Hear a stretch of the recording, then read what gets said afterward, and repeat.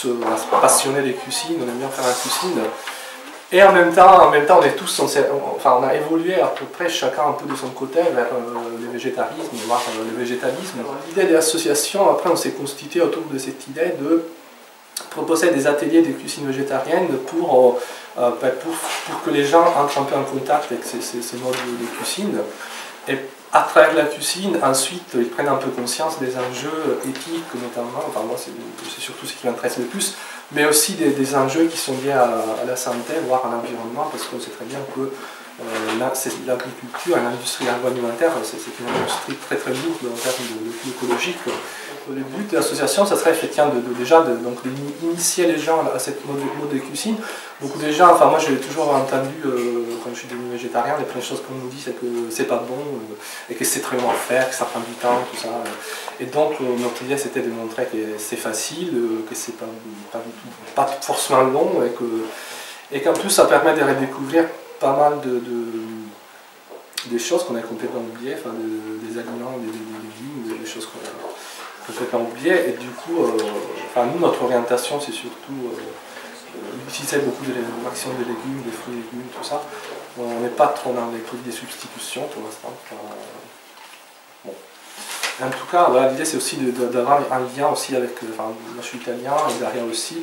Et on aime beaucoup la cuisine régionale italienne, et donc on s'est rendu compte que déjà, dans des livres on a amené des livres de cuisine ici, et on a 2 livres de cuisine italienne, on s'est rendu compte qu'en fait il y a tout un patrimoine, même culturel derrière, et énormément de recettes de la cuisine italienne sont des recettes au départ qui ne prévoient pas la viande, et la viande a été enterrée un peu après. Et là, on fait une sorte, on redécouvre donc des plats comme ça de cette tradition. Et donc ça, c'est notre premier atelier, donc qui est un atelier, on va dire, dans le public, pour des gens qui voudraient un peu s'initier, effectivement. Et comment ça s'est déroulé concrètement? Ce qu'on va faire, c'est que Florence va nous parler un petit peu, elle va faire juste un petit point qui va être aussi une occasion éventuellement pour poser des questions, pour discuter sur on va dire, le bienfait de cette cuisine. En étant végétarien et même végétalien, on peut avoir une alimentation tout à fait équilibrée qui se fonde sur 6 groupes alimentaires, les légumes, les fruits, les céréales, les légumineuses, les oléagineux, donc les amandes, les noix, que vous avez là, et les graines de sésame, de tournesol, de lin, etc. Donc avec ces 6 groupes d'aliments, vous pouvez tout à fait avoir une alimentation complète. Une petite chose cependant, c'est si vous êtes végétalien, il est important de se supplémenter en B12.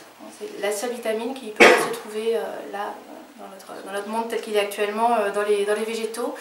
Alors je dis comme ça en passant que c'est souvent un argument contre le végétalisme qui pourrait donner l'impression qu'il n'est pas naturel puisqu'il faut se supplémenter. Il faut savoir que la vitamine B12 qu'on mange quand on est omnivore, en réalité, c'est les animaux qui sont supplémentés. Parce que donc finalement, ça revient exactement au même, sauf que l'animal sert un peu de contenant à cette vitamine produite de manière industrielle. Donc à part la B12 à laquelle il faut bien penser, ça pour le coup c'est vraiment important si vous êtes végétalien, pour le reste il n'y a absolument aucun souci. J'insisterai donc pas tant finalement sur les bienfaits de l'alimentation végétalienne que vraiment sur l'idée qu'il n'y a pas de danger, qu'il n'y a pas de carence possible, en évoquant les trois